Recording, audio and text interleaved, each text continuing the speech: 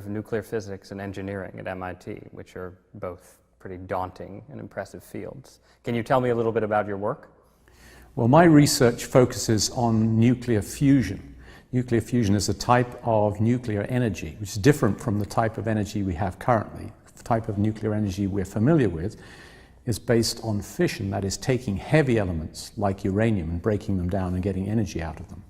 Fusion is the opposite. It's taking light elements like hydrogen and its isotopes and bringing them together and forming heavy elements. And it turns out that yields energy. In fact, it's the energy source of the sun and stars. And so fusion research is trying to answer the question, can we bring the energy source of the sun and stars down to the human scale and make energy on Earth that can generate electricity and power our society? And that's what my research is focused on. So let's pivot a bit, or not pivot, but make a kind of bridge from your scientific work and your scientific vocation to your religious faith.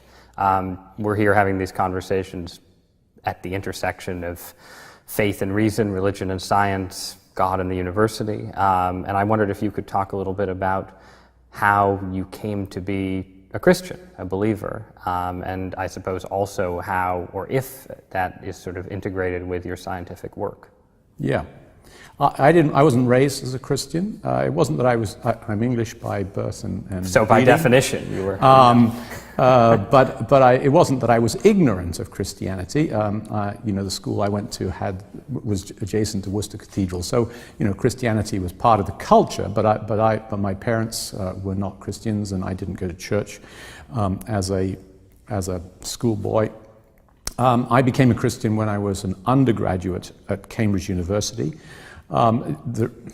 Many events led up to that step, but the most important ones, ultimately that provoked my commitment to Christ was that I had some good friends fellow undergraduates at Cambridge University whose lives seemed to me attractive, whose Christian faith seemed important to them and seemed coherent, and they invited me to go and hear a series of lectures given by Michael Green, who was a well-known preacher and evangelist at the time in Britain.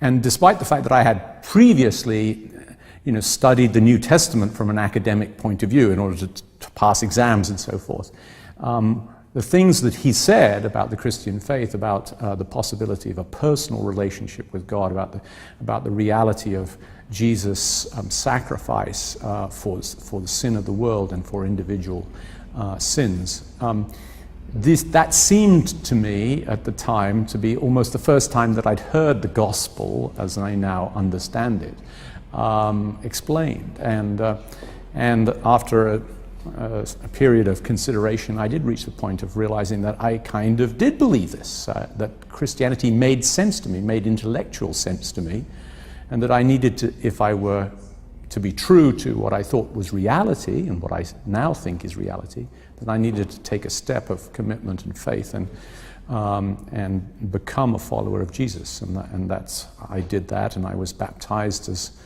on my 20th birthday, actually, in the chapel of King's College, Cambridge.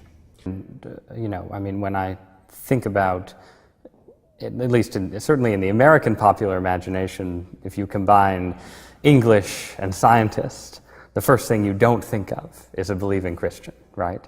And so you must have spent a fair amount of time, and still spend a fair amount of time in your professional life and in your friendships with people who share your scientific vocation, who do feel that tension, who feel that in choosing to be scientists, they are choosing to sort of set the childish things of religion aside. And I guess, assuming that you do feel that, I wonder why you think that they think the way they do when you do not. Well, I think your portrayal of the opinions of today is probably fairly accurate, but I don't think that's a good reflection of actual history.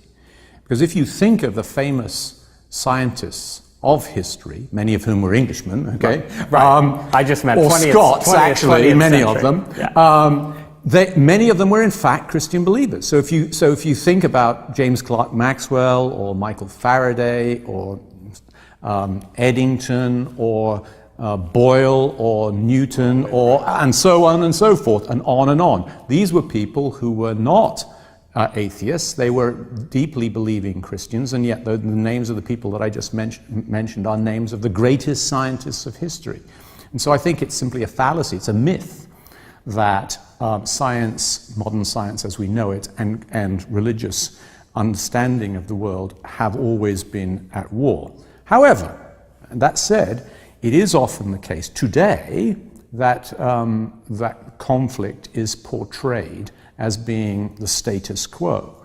I just think that status quo is based on a misunderstanding, and I think it's based on a belief that science somehow has disproved religion in a way which I think is just simply fallacious. So there are many people who advocate that science has disproved religion. I just think it's wrong.